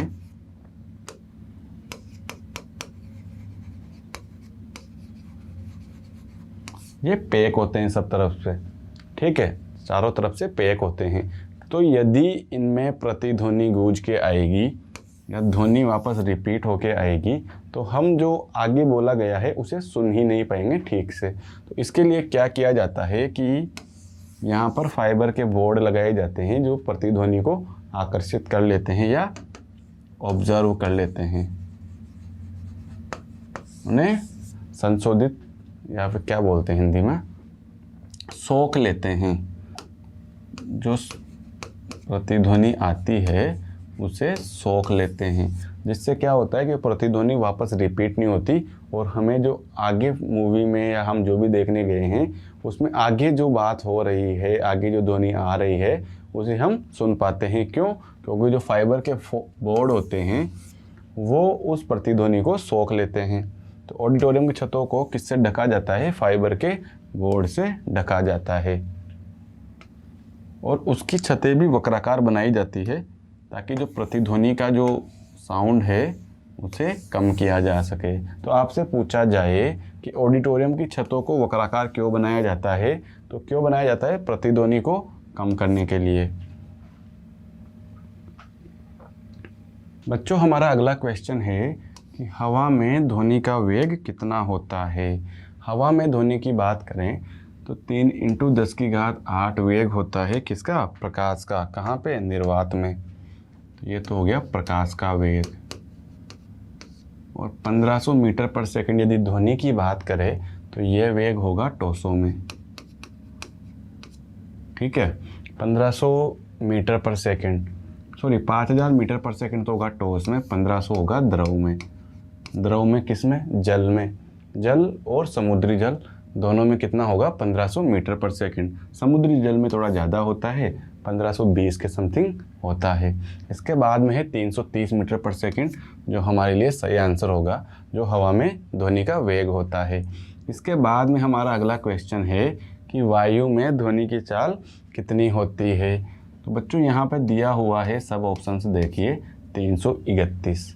ठीक है, सारे ऑप्शंस में क्या है? 331, जो कि न्यूमेरिकल वैल्यू या आंकिक मान तो बिल्कुल सही है। अब हमें कैसे पता चलेगा कि इनमें से हमारा करेक्ट आंसर कौन सा है? ठीक है, जब सारे 331 हैं तो हम कैसे पता लगाएंगे कि करेक्ट आंसर कौन सा है, कौन सा ऑप्शन सही है? तो हम बात करेंगे कि 331 तो होता है, लेकिन ये क्या है? ध्वनि की चाल। और चाल का मात्रक क्या होता है? मीटर प्रति सेकेंड। यहाँ पर देखेंगे कि मीटर इंटू सेकेंड दिया हुआ है, दूसरे ऑप्शन में भी मीटर इंटू सेकेंड दिया हुआ है, तीसरे ऑप्शन में है मीटर पर सेकेंड स्क्वायर और चौथे ऑप्शन में है मीटर पर सेकेंड। तो आप जब देखेंगे तीसरे ऑप्शन को तो वहाँ पर देखेंगे कि मीटर पर सेकेंड स्क्वायर है, जो कि काय का मात्रक है? त्वरण का। और जो फोर्थ ऑप्शन है मीटर पर सेकेंड, वो हमारे लिए सही हो जाएगा। क्यों? क्योंकि ध्वनि की चाल 331 मीटर पर सेकेंड ही होती है। इसके बाद में अगला हमारा क्वेश्चन है कि तरंग का आयाम क्या होता है। जो खाली जगह है उसमें हम पढ़ सकते हैं कि डेड डैश लगा हुआ है, तो हमसे यही पूछा है कि तरंग का आयाम क्या होता है। तो हम ऑप्शंस पढ़ते हैं कि तरंग की एक समयावधि में तरंग द्वारा तय की गई दूरी क्या होती है? तरंग दैर्घ्य। ये तो क्या होगा? तरंग दैर्घ्य। 1 सेकंड में तरंग द्वारा तय की गई दूरी। इसके बाद में एक तरंग लंबाई के बराबर की दूरी नहीं। इसके बाद में है कि माध्यम के कणों द्वारा मध्य स्थान में किसी भी तरफ तय की गई अधिकतम दूरी, यानी कि कोई तरंग चल रही है तो किसी भी स्थान पर अधिकतम दूरी, यानी कि अधिकतम विस्थापन जो तय किया जाता है उसे ही क्या कहते हैं? तरंग का आयाम। तो इसका आंसर हो जाएगा डी, कि जैसे तरंग के संचरण में किसी एक दोलन में जो वह महत्तम विस्थापन तय करता है उसे ही क्या कहेंगे? तरंग का आयाम। इसके बाद हमारा अगला क्वेश्चन है कि किसी एकल आवृत्ति की आवाज़ को क्या कहा जाता है। एकल आवृत्ति की आवाज़ को कहा जाता है बच्चों टोन। टोन क्यों? कि जैसे हम आपस में बात करते हैं, कभी गुस्से में बात करते हैं, तो सबसे पहले सामने वाला यही कहेगा कि अच्छे टोन में बात कर, धीरे टोन में बात कर, तो वो होती है एकल आवृत्ति की आवाज़। सबसे पहले क्या एकल आवृत्ति के लिए क्या कहेंगे? टोन। और पिच क्या होता है? पिच होता है तारत्व। नोट भी एक क्वालिटी का ही नाम है जो साउंड की होती है, और हर्ट्ज क्या है? इसकी मात्रक, आवृत्ति का मात्रक। इसके बाद हमारा अगला क्वेश्चन है कि निम्नलिखित में से कौन सा निर्वात में यात्रा नहीं कर सकता। बच्चों ऊष्मा निर्वात में यात्रा कर सकती है, प्रकाश कर सकता है, यूवी किरणें कर सकती है, लेकिन जो ध्वनि है उसके लिए माध्यम की आवश्यकता होगी, वो निर्वात में यात्रा नहीं कर सकती। ठीक है। इसके बाद में अगला क्वेश्चन है कि उच्चतम भेदन क्षमता कौन सी किरणों की होती है। तो हमने लास्ट जो यूनिट था उसमें भी बात की थी, एटम वाले यूनिट में, वहाँ पर भी ये क्वेश्चन था कि उच्च पेनिट्रेशन पावर या उच्च भेदन क्षमता किसकी होती है, गामा किरणों की। इसके बाद हमारा क्वेश्चन है कि बहुत उच्च आवृत्ति की तरंग दैर्घ्य क्या होगी। बहुत उच्च आवृत्ति की जो तरंग है उसकी तरंग दैर्घ्य क्या होगी, छोटी होगी। क्यों? क्योंकि जो आवृत्ति है वो तरंग दैर्घ्य के व्युत्क्रमानुपाती होती है। तो यदि आवृत्ति बहुत उच्च है, आवृत्ति बहुत उच्च है, तो उसकी तरंग दैर्घ्य क्या होगी, निम्न होगी, बहुत छोटी होगी। ठीक है, सबसे छोटी नहीं कह सकते लेकिन बहुत छोटी कह सकते हैं। ठीक है।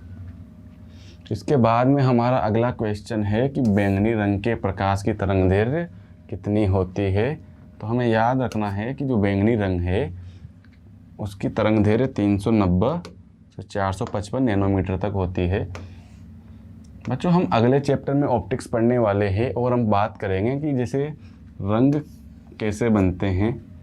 हम किसी श्वेत प्रकाश को प्रिज्म से गुजारते हैं तो उसमें 7 रंग बनते हैं और उनमें यह होता है कि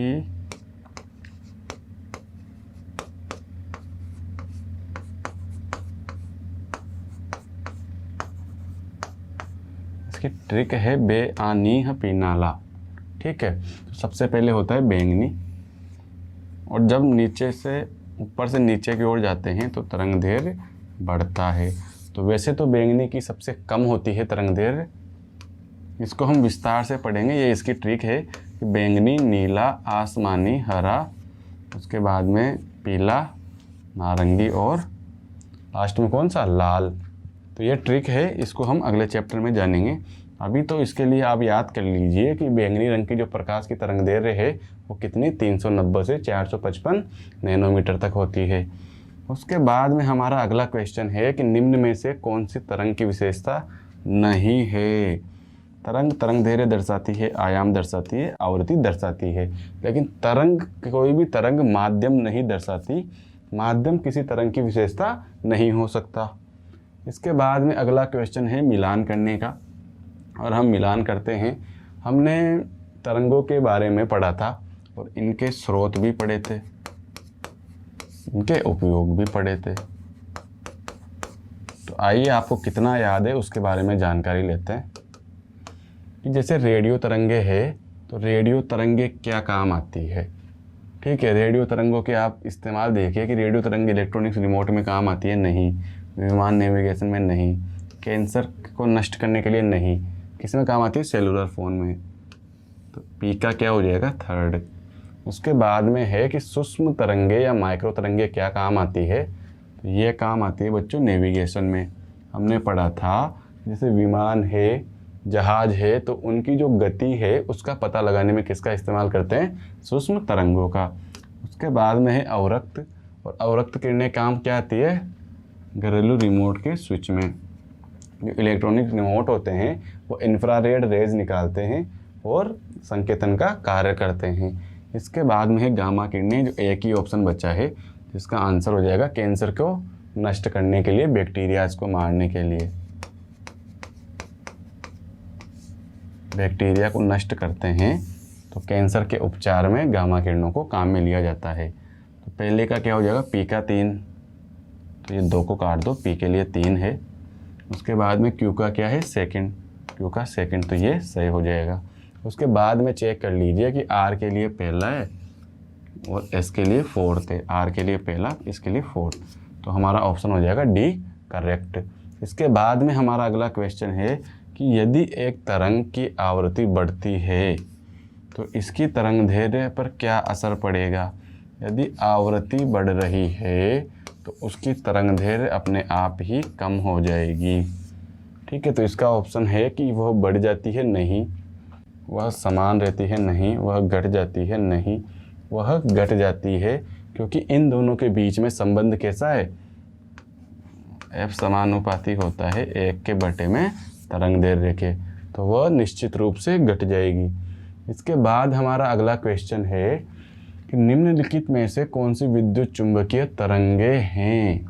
विद्युत चुंबकीय अल्फा, श्रव्य, बीटा या एक्सरे। तो हमने विद्युत चुंबकीय तरंगों के प्रकार में पढ़ा था कि जो एक्स किरणें होती है वो क्या होती है, विद्युत चुंबकीय तरंगे।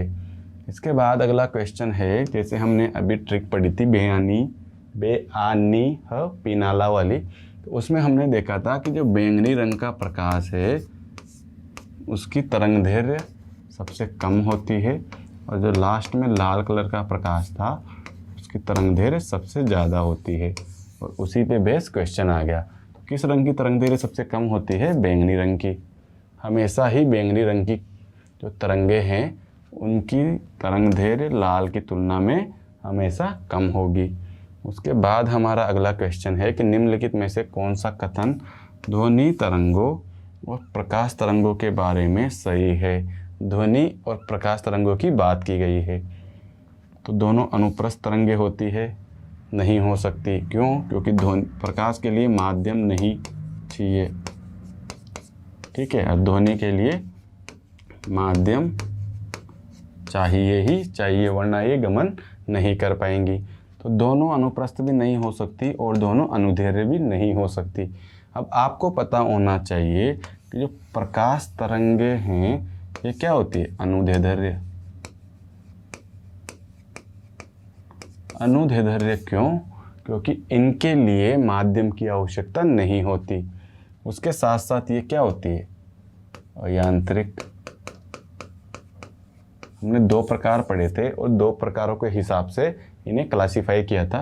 तो एक तो ये अयांत्रिक होती है और दूसरी ये अनुदैर्ध्य होती है। और जो ध्वनि तरंगे हैं, एक तो ये अनुप्रस्थ होती है और दूसरी ये यांत्रिक होती है, ठीक है। तो यहाँ पे दिया हुआ है कि ध्वनि तरंगे अनुदैर्ध्य होती है और अनुप्रस्थ होती है, तो इसके लिए ये डी ऑप्शन यहाँ पर बिल्कुल सही हो जाएगा। उसके बाद में हमारा अगला क्वेश्चन है कि तरंग चाल, आयाम, तरंग दैर्ध्य और आवृत्ति सभी को क्या कहा जाता है। तरंग चाल, आयाम, तरंग दैर्ध्य और आवृत्ति ये क्या है, किसी तरंग की क्या है, विशेषताएं हैं। ये रासायनिक गुण नहीं है, तरंग के कार्य नहीं हैं, तरंग के घटक भी नहीं हैं। ये सब क्या है, तरंग की विशेषताएं हैं। यानी कि चाल, आयाम, तरंग दैर्ध्य, आवृत्ति आए तो हम समझ जाएंगे कि किसी तरंग की बात की जा रही है, किसी तरंग की विशेषताएं बताई जा रही है। इसके बाद में अगला क्वेश्चन है कि सुपरसोनिक जहाज कैसे उड़ते हैं, किस स्पीड से उड़ते हैं, ठीक है। तो सुपरसोनिक जहाज जो उड़ते हैं वो ध्वनि की चाल से अधिक चाल से उड़ते हैं, और जो सुपरसोनिक से नीचे होते हैं वो ध्वनि की चाल से कम से उड़ते हैं। इसके बाद में है कि एक टीवी सेट को चलाने के लिए निम्नलिखित में से किस एक टीवी के रिमोट को नियंत्रण किस इकाई से किया जाता है। तो टीवी का रिमोट हम चलाते हैं तो उन्हें किससे नियंत्रित किया जाता है, रेडियो तरंगों से। इसके बाद हमारा अगला क्वेश्चन है कि निम्नलिखित में से असत्य उत्तर का चयन कीजिए। तो पहला ऑप्शन दिया है कि ध्वनि सरल रेखा में चलती है, नहीं। इसके बाद में है ध्वनि तरंगों के रूप में चलती है, नहीं। असत्य उत्तर की बात करनी है तो ध्वनि सरल रेखा में चलती है, ध्वनि तरंगों के रूप में चलती है, ध्वनि ऊर्जा का एक रूप है, वायु की अपेक्षा निर्वात में ध्वनि चलती ही नहीं है। जबकि यहाँ पर क्या कहा गया है कि निर्वात में तीव्र गति से चलती है, तो इसके लिए डी आंसर सही हो जाएगा कि ध्वनि वायु की अपेक्षा निर्वात में तीव्र गति से नहीं, बल्कि ध्वनि वायु में तो चलती है, निर्वात में तो चलती ही नहीं है। इसके बाद में अगला ऑप्शन है कि किस गुण के अध्ययन द्वारा अनुप्रस्थ व अनुदैर्ध्य तरंगों का अंतर करना संभव है। हम कैसे पता करेंगे कि कौन सी तरंगे अनुप्रस्थ है और कौन सी तरंगे अनुदैर्ध्य है। तो इसके लिए हम क्या निकालेंगे, कि उनके जो प्रोपोगेशन का जो दिशा है उसमें और जो उनके कंपन हैं उनके बीच में कोण कितना है, 0 डिग्री है या 90 डिग्री है। क्योंकि 0 डिग्री हुआ तो वो हो जाएगी अनुप्रस्थ और 90 डिग्री हुआ 0 डिग्री हुआ तो अनुदैर्ध्य हो जाएगी और 90 डिग्री हुआ तो अनुप्रस्थ हो जाएगी। और ये किससे करना संभव है, ध्रुवण की सहायता से, कि जब हम दोनों तरंगों का ध्रुवण करेंगे तो हम जान पाएंगे कि इनकी दिशा क्या है, कंपन क्या है और इनके बीच में कोण कितना है। तो इसके लिए क्या आवश्यक है, ध्रुवण। इसके बाद हमारा अगला क्वेश्चन है कि निम्नलिखित में से कौन सा किसी ध्वनि तरंग के प्रति इकाई समय में किए गए दोलनों की संख्या है। अब वही बात आ गई कि जैसे एक समय पर किसी पॉइंट से निकलने वाले ध्वनि तरंगों की संख्या क्या होती है, आवृत्ति। इसी डेफिनेशन से इसका आंसर हो जाएगा आवृत्ति। क्यों, क्योंकि किसी इकाई समय में उसके द्वारा जो दोलन किए गए हैं वही क्या होती है, आवृत्ति। इसके बाद में अगला क्वेश्चन है कि दृश्य विकिरण की खोज किसने की थी। दृश्य विकिरण की बात करें तो इनकी खोज की थी आइजक न्यूटन ने। मार्कोनी ने किसकी की थी, रेडियो तरंगों की। रोंटगन ने किसकी की थी, एक्सरेज की। हेनरी बेकरेल ने गामा की। आपको ये सब याद रखना है, पता नहीं एग्जामिनर कौन सा क्वेश्चन पूछ ले, किस किरण के बारे में पूछ ले।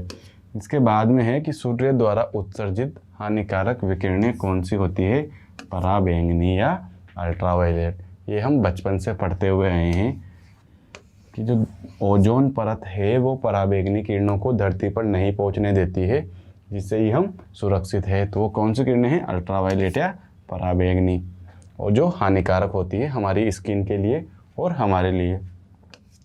इसके बाद क्वेश्चन है कि निम्नलिखित में से कौन सा किस तरंग की आवृत्ति में सबसे अधिक है। किस तरंग की आवृत्ति सबसे अधिक होती है, गामा किरणों की। गामा किरणों की आवृत्ति सबसे अधिक होती है। इसके बाद हमारा क्वेश्चन है कि रेडियो तरंगों के संचरण के लिए वायुमंडल का कौन सा स्तर होता है, आयनन मंडल या आयन मंडल। इसके बाद अगला क्वेश्चन है कि बेल किसकी इकाई है।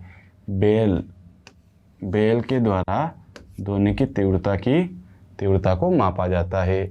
इसके बाद अगला क्वेश्चन है कि पराश्रव्य तरंगे वे होती है जो मनुष्य सुन नहीं सकता।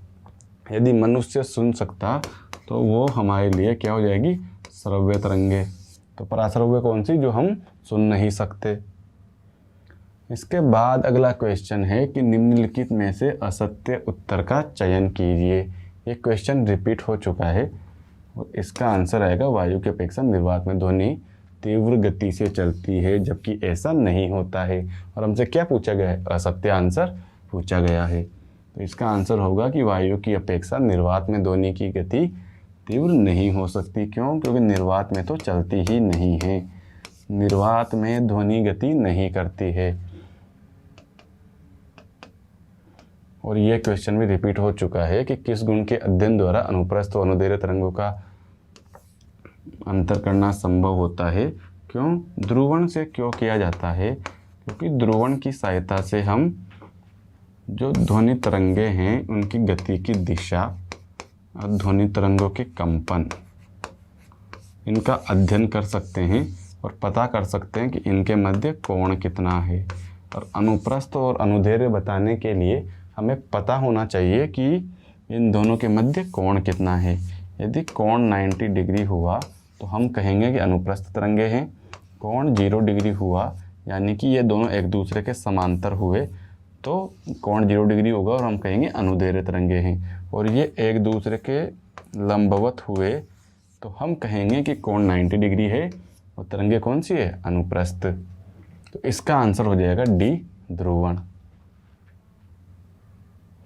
बच्चों, इस प्रकार आज के हमारे क्वेश्चंस पूरे ख़त्म हो गए और हमने आज ध्वनि और प्रकाश के बारे में सारा जाना और उनकी बात की। हमने इस चैप्टर में वेव्स के बारे में पूरा पढ़ लिया एंड साउंड के बारे में अच्छे से पढ़ लिया। हमने इनकी पहले थ्योरी पढ़ी और फिर जो पॉसिबल क्वेश्चंस थे 42 वो क्वेश्चंस भी किए। ठीक है, तो इस प्रकार से ये हमारा पढ़ने का तरीका है कि पहले हम थ्योरी पढ़ते हैं, उसके बाद में उससे रिलेटेड जितने क्वेश्चंस हो सकते हैं उन क्वेश्चंस को भी सॉल्व करते हैं। तो आप इसी तरह हमारे साथ बने रहिए, हम पूरा कंटेंट आपको प्रोवाइड कराएंगे जिससे आपकी अग्निवीर की तैयारी बेस्ट तरीके से हो सके। और हम 21 तारीख को आपके लिए एक मैराथन लाने वाले हैं, क्या है कि फिजिक्स की, जिसमें आपको हर चैप्टर से 10 क्वेश्चंस कराए जाएंगे और आपके टोटल कराए जाएंगे 150 क्वेश्चन। और आप मेक श्योर रहिए कि 150 में से आपको पेपर में सब क्वेश्चंस देखने को मिल जाएंगे। जो मोस्ट प्रोबेबल होंगे, जिनकी संभावना अत्यधिक होगी, वही क्वेश्चन आपके लिए लाए जाएंगे। तो आप उसके लिए रेडी रहिए, वो क्लास आपको 21 तारीख को देखने को मिलेगी। तो जब तक के लिए आप इसी तरह मेहनत करते रहिए, अग्निवीर की तैयारी करते रहिए। हम मिलते हैं आपसे अगली क्लास में विद चैप्टर। आपका जो अगला चैप्टर होगा वो होगा ऑप्टिक्स, जो आपके एग्ज़ाम की दृष्टि से इम्पोर्टेंट भी है और इसके क्वेश्चंस भी आते हैं। जब तक आप इसी तरह हंसते रहिए, मुस्कुराते रहिए और देखते रहिए द एजुकेशनल एक्सीलेंस का यूट्यूब चैनल, जिसकी सहायता से आप अग्निवीर की तैयारी कर सकते हैं। जय हिंद, जय भारत।